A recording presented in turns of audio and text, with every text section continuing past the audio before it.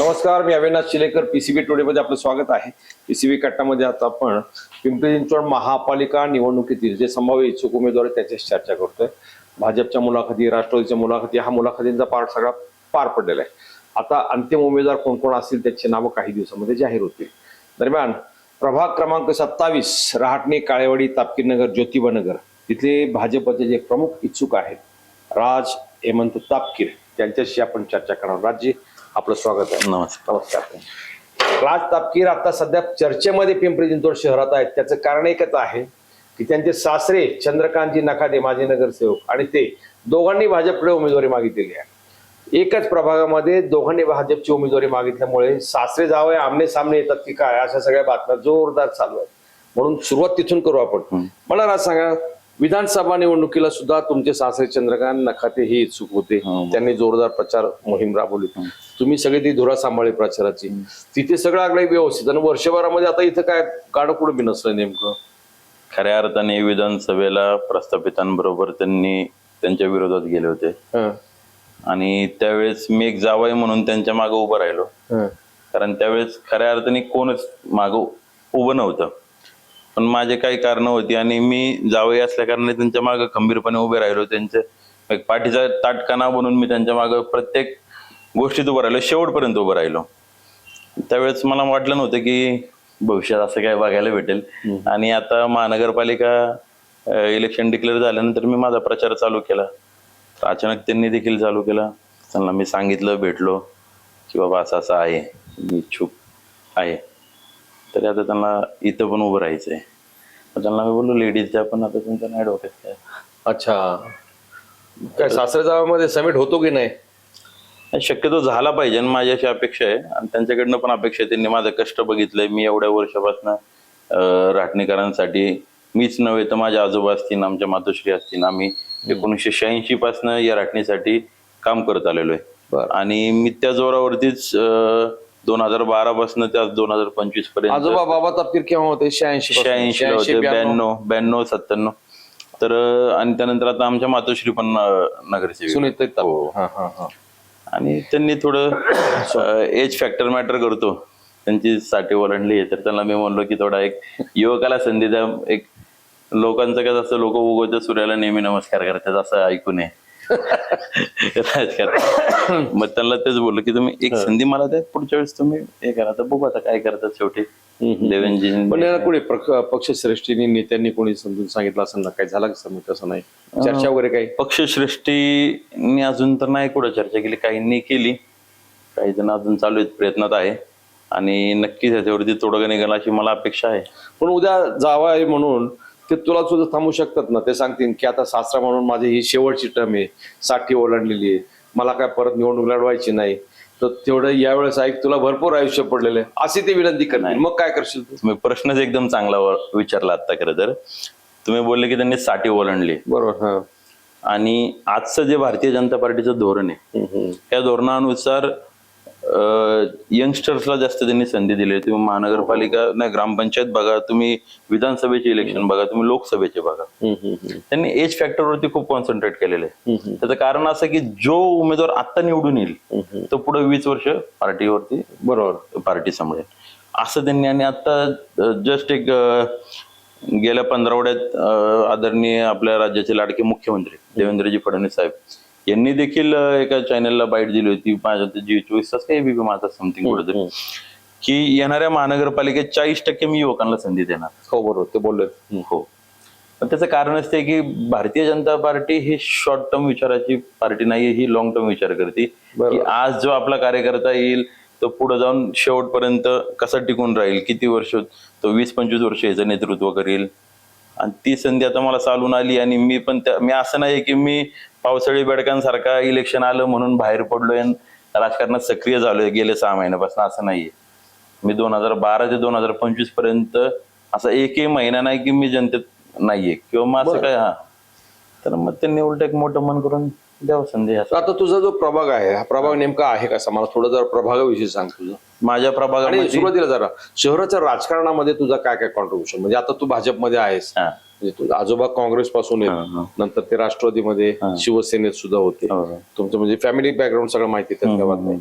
परंतु शहराचं तुमचं ओव्हरऑल राजकारण जर पाहिलं तर त्याच्यामध्ये कोणत्या कोणत्या पक्षामध्ये युवकांना स्थान आहे? आता भाजपमध्ये आहे, काँग्रेसमध्ये आहे, राष्ट्रवादीमध्ये, कुठे कुठे तुला काय ओव्हरऑल राजकारणाबद्दल तुला काय वाटतं? आता पक्षामध्ये तसं पाहायला गेलं तर सगळ्यात जास्त भारतीय जनता पार्टीमध्येच युवकांना संधी दिली जाती. आणि दुसरी म्हणजे अजितदादांची राष्ट्रवादी. आणि खऱ्या अर्थाने तर अजितदादांना मी मानतो की त्यांच्यावर जे माझ्यावर घडते यांच्यावर घडून झालेले. तळागाळात जो कार्यकर्ता काम करतो त्याला नेहमी संधी असते की भविष्यात आपण देखील कुठेतरी एक चांगल्या उच्च पदावरती असू, आपण देखील कुठे नगरसेवक, आमदार, खासदार ज्या त्याचा अजितदादांच्या हिशोबाने त्यांनी वेगळा विचार केला. आणि त्या दरवेळेस त्यांनी एक वाक्य पण खूप प्रसिद्ध झालं होतं, वेळेत भाकरी ही फिरवली पाहिजे. बरोबर. नाही, सत्ता असावी सगळ्यांकडे असावी, असं नाही की सत्तेसाठी, एवढं पण नाही की ती वेळेत फिरवली पाहिजे. सत्तेसाठी नात्यामध्ये दुरावा नकोय, नाही का?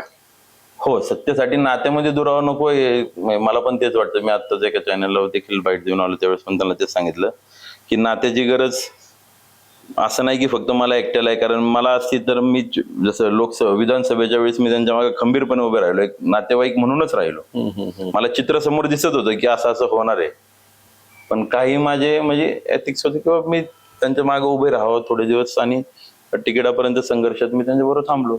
तू भाजपमध्ये आता गेल्या 8-10 वर्षामध्ये काय काय काम केलं, म्हणजे कोणकोणत्या पदावरती? मी भाजपमध्ये आल्यानंतर मला सगळ्यात पहिलं मी चिंचवड विधानसभेचा युवा मोर्चाचा अध्यक्ष मला स्वर्गीय लक्ष्मण भाऊ जगताप यांनी केलं होतं. त्यानंतर मी 3 वर्ष युवा मोर्चात काम केलं. त्यानंतर परत मला आता प्रदेश उपाध्यक्ष म्हणून युवा मोर्चात माझी नेमणूक झाली होती. त्यावेळेस मी सांगली कुपवाडचा प्रभारी म्हणून मला नेमलं होतं बरं विधानसभेच्या इलेक्शनला. त्याच्यानंतर मग आता मला आदरणीय शंकर भाऊ जगताप यांनी मला युवा मोर्चाचं अध्यक्षपद दिलं. आणि युवा मोर्चाचं अध्यक्षपद देताना एकदम चांगल्या प्रकारे शहर भाजप युवा मोर्चा अध्यक्ष. आणि ह्या अध्यक्षतेखाली मी शहरातनं 18,500 आसपास सक्रिय सदस्य नोंदणी करून घेतली होती शहर भाजपाची. एवढं वर्ष आपण भारतीय जनता पार्टीचा आपल्याला थोडा अभ्यास देखील आहे आणि मी काम देखील करत आलोय. असं नाही, मी तुम्हाला बोललो ना, असं नाही की आत्ता आलेलो आहे. काय पक्षाची पॉलिसी काय नेमकी? पक्षाची पॉलिसी तेच की बाबा जो काम करेल त्याला संधी दिली जाईल. आणि फक्त कामच नव्हे तर त्याच्याबरोबर आता संधी फक्त मला देऊन चालणार नाही ना. माझ्या पॅनल मधल्या बाकी तिघांना मान्य येत आहे का की राज ठाकरे त्यांना चालतो का, हे देखील बघितलं जाईल. परत सर्वेज असतील, म्हणजे 3 ते 4 प्रकारचे वेगवेगळ्या प्रकारचे सर्वे होतात पक्षाचे, त्या सर्वेत देखील आपलं नाव कुठेतरी पाहिजे. आणि त्यानंतरच तिकीट दिलं जातं आणि मग शेवटी विजय मतदारांच्या हातात. भाजपची ध्येय धोरण काय जर मला सांगशील नेमकी?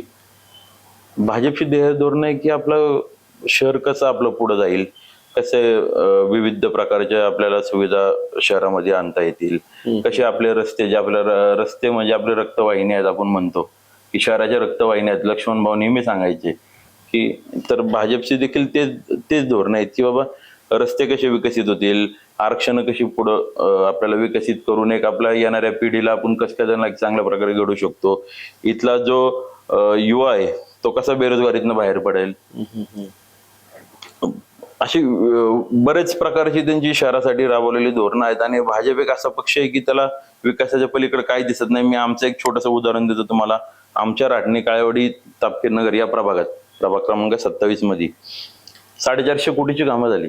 होय, 450 कोटीची? येस. कोणती कामं? 2017 ते 2022 या काळात महानगरपालिकेच्या अंतर्गत आमच्या प्रभागात 450 कोटीच्या घरात कामं झाली. त्या कामांमध्ये ड्रेनेज लाईन असतील, नव्याने ड्रेनेज लाईन झाल्या, अमृत योजनेअंतर्गत पिण्याच्या पाण्याच्या लाईन झाल्या, सगळे रस्ते कॉन्क्रिटीकरण झाले. 99% रस्ते कॉन्क्रिटीकरण आज राटणीचे. छत्रपती संभाजी महाराज उद्यानांचं नूतनीकरण झालं. छत्रपती शिवाजी महाराजांचा अश्वरूढ पुतळा बसवण्यात आला. स्ट्रीट लाईटचे पोल, नव्याने डीपी, राटणी गावातील स्मशानभूमी असेल किंवा अजून इतर कचऱ्याच्या गाड्यांमध्ये वाढ करण्याची कामं असतील, एवढ्या मोठ्या प्रमाणात आज आमच्या प्रभागात 450 कामं कोटीची कामं झाली हो टोटल. म्हणजे आमच्या जवळपास 1,600 कॉलन्या आहेत. 1,600 कॉलन्यांमध्ये 1,600 कॉलनी टोटल. कॉलन्या आहेत, बरं. कॉलनी आहेत. एकूण मतदार किती आहे तिथे? एकूण आता आमच्या ह्याच्यात 40,296. अच्छा. आजची जी यादी. घरं किती आहेत? हा? घरं किती आहेत साधारण? घरं माझ्या मते तरी असेल एक 60-65 हजाराच्या आसपास घरं असतील. घर असेल. अच्छा अच्छा. पण सर्व चाळीच आहेत ना ते, म्हणजे असा तिथे नाही, apartment किंवा बैठी- मोठ्या सोसायट्या वगैरे असं नाही काही नाही बैठी घरं देखील आहे हम्म. आणि इतर घर सॉरी मतदार आमचे 50,296 आहे. बर. हो 50,296 मतदार आहेत आणि बैठी घरं एक 60-70 हजाराच्या आसपास बैठी घरं असतील. मग फ्लॅट धारक आले त्यात भाडेकरी वर्ग आला, चाळी आल्या, अशा टोटल सगळे धरून आमचे एक 60-65 हजाराच्या आसपास आहेत बैठी घरं. अच्छा. आणि मतदार आमचा जो आहे विशेष म्हणजे मी इच्छुक राहण्याचं अजून एक कारण सांगतो. मी इथपर्यंत कसा पोहोचलो. मी 12-13 वर्षापासून राटणीसाठी झटतोय. माझे लहानपणीचे मित्र आज माझ्या बरोबर आहेत. बर. आणि जो आमचा मतदार आहे तो 70% मतदार हा युवक आहेत. अच्छा. 70% मतदार युवक आहे. हो. बर. 60 ते 70% युवक म्हणजे काय की 18 ते 40च्या गटात. 40-40ल्या माणसाला पण वाटतं ना की बरोबर, आपण युवाचे. साहजिक. 50 ओलांडल्यानंतर तो कुठेतरी ज्येष्ठांमध्ये जातो. मग ह्या घराचा युवक 70%. तर ह्या 18 ते 40च्या घरातल्या लोकांचा एक फायदा काय होतो की त्यांना उमेदवार कसा पाहिजे ते ठरवतात. बरोबर. ते ठरवतात की त्यांना उमेदवार काय पाहिजे. कारण हेच भविष्य आहेत ना. हे आज मतदान करतील त्यावेळेस पुढच्या येणाऱ्या पिढीला ते तुमचा काळेवाडी सुद्धा परिसर आहे. आतमध्ये रस्ते तुमच्या प्रशासन आहेत, रस्ते सगळे. हो मी तेच तुम्हाला सांगतो. तुम्ही मला जो प्रश्न विचारला होता ना, मूळ प्रश्न आपला असा होता की भारतीय जनता पार्टीचे धोरणं काय तुम्ही जे सांगितलं, मी ते सांगितलं की एवढे कामं आमच्या प्रभागात झाली. तेच आमच्या बाजूला लागत प्रभाग क्रमांक 22 आहे जो काळेवाडीचा प्रभाग आहे. अच्छा. हा काळेवाडीचा प्रभाग शेवटी तुमच्याशी कनेक्ट आहे ना तो. कनेक्ट आहे. आणि आमच्यामध्ये तापकीर माळा चौक ते आझाद चौकापर्यंत असं एक मध्ये एक बाउंड्री लाईन येते. तो कॉन्क्रीटचा रस्ता आहे. तर उजवीकडे बघितलं तर तुम्हाला राटणी दिसते, डावीकडे बघितलं तर तुम्हाला काळेवाडी दिसते.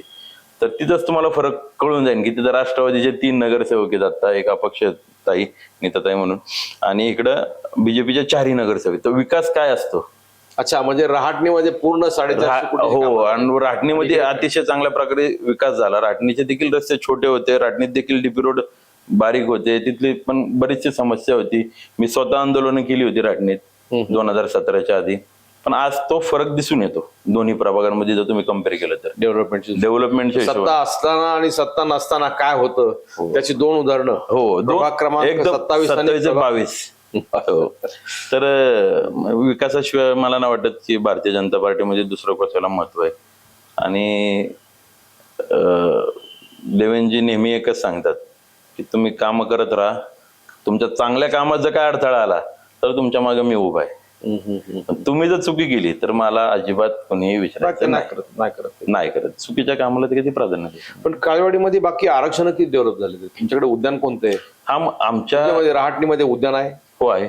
एकच आहे, छत्रपती संभाजी महाराज उद्यान आहे. मंडई नाहीये आमच्या राटणीमध्ये. आमच्या राटणीमध्ये ग्राउंड नाहीये. आमच्या राटणीचे काही डीपी आरक्षित डीपी रस्ते आहेत ज्याच्या काही स्थानिकांनी जे त्यांचे आडवाडी अबोपत्रक राहिले त्यांच्या सहाय्य करणे, किंवा काही इतर जे माजी नगरसेवक असतील त्यांनी अडवलेले रस्ते आहेत. हे रस्ते विकसित करायचे. म्हणजे सगळा दाट लोकवस्तीचा भाग आहे. मग तिथे मैदान असायला पाहिजे, तिथं शाळा असायला पाहिजे, मंडई असायला पाहिजे, डेफिनेटली उद्यान मोठा असायला पाहिजे. हा जर 60-70 हजार घरं असतील तिथे टोटल, म्हणजे जवळपास लाखाच्या आसपास तिथला तो वसा तर त्या लोकांच्या त्यांनी मुलांना फिरायला न्यायचं कुठं उद्यानात नसेल तर. त्यांना जर मैदान नसेल तर ती आता उद्यान आमचे ते एक आहे छत्रपती संभाजी महाराज उद्यान. पण ते एकच आहे जे राटणीचे म्हणजे त्या कॅपॅसिटीच्या अनुसार 2 उद्यानं पाहिजे. डीपीचं आरक्षण किती टोटल?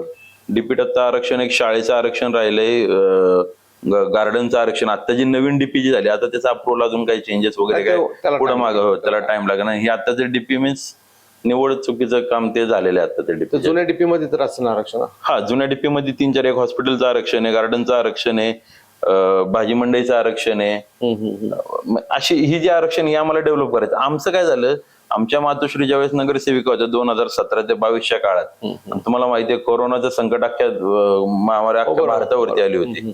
फक्त पिंपरी चिंचवडच्या संपूर्ण भारताचे लोक त्याला त्रस्त सगळी कामं ठप्प झाली होती. तर त्यात आमचे 2-2.5 वर्ष आमचे त्यात थांबले. जर ते जर आम्हाला 2-2.5 वर्ष जर भेटले असते काम करायला, तर आज यातली आरक्षित जागा पण आम्ही कितीतरी ताब्यात घेऊन भूसंपादन करून जे रस्ते आमचे अडवण्यात आलेले आहेत ते रस्ते आम्ही मार्गी लावले असते. नदी तुमच्या बाजूलाच येते ना? हो, राटणी काय परिस्थिती आहे नदीची? नदी आमच्या इथली एकदम व्यवस्थित आहे. आता तुम्ही जे बघसान तर एकदम अशी कचरा टाकण्या, कारण जाळीचं आपण कुंपण गेलेलं आहे नदीला. बरं. पिंपरीच्या पुलावरतून जशी पहिली लोक पिंपरी गावातून इकडे येणारा पूल, लोक पिशव्या वगैरे फेकायचे जाते ते सगळं बंद झालेलं. बंद झालं. तुझं विजन काय पुढे, नेमकं काय करायचं? म्हणजे तू विचार केला असेल ना की रहाटणीमध्ये आता मला पुढच्या दृष्टिकोनातून या सुविधा करायच्या आहेत, हा एक मोठा प्रकल्प असा राबवायचा आहे. आता सर तसं पाहायला गेलं तर आम्ही जी समस्या आतापर्यंत सोडवल्यात त्यात एक समस्या सोडवतो आम्हाला, कारण मम्मी आमची नगरसेविका, आमच्या मातोश्री नगरसेविका असताना बऱ्यापैकी थोडे लक्ष मी पण खांद्याला खांदा लावून पळत होतो. तर त्यावेळेस मला सगळ्यात जास्त जी अडचण आली अजून पण, म्हणजे राटणीची आता मला माहित नाही कुणी इथं बाईट दिली, पण कुणाला माहित नसेल ही समस्या, पण सगळ्यात मोठी समस्या मला अजून देखील वाटते ती कचऱ्याची. अच्छा. आणि कचऱ्याची ही खऱ्या अर्थाने झपाट्याने वाढणाऱ्या शहरामध्ये ते रोजचे जे नागरिक येतात, जे कामाला जातात, काही जण अशी पिशव्या घेऊन ते रस्त्यावर टाकणे, आपल्या इथं आपल्या पिंपरी चिंचवड नाहीच कुठे. आणि पिंपरी चिंचवड महानगरपालिकेमध्ये कचऱ्याच्या गाड्यांची संख्या कमी आहे. आमच्या राटणीला पण कचऱ्याच्या गाड्या कमी होत्या, त्या आमच्या मातोश्रीने वाढवून घेतल्या होत्या.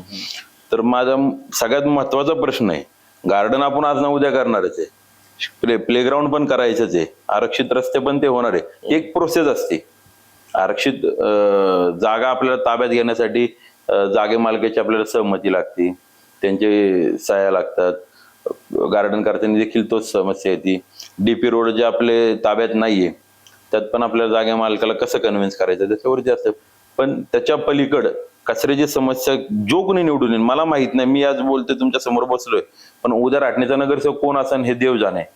देवाचे तर आई तुळजाभवानीचा आशीर्वाद माझ्या मागे असेल तर नक्की मला संधी भेटेल. पण जो कोणी नगरसेवक होईल त्यांनी सगळ्यात पहिलं आमच्या राटणीसाठी कचऱ्याच्या समस्यावरती सगळ्यात पहिलं काम करावं, कारण खूप गंभीरतेचा प्रश्न आहे हा.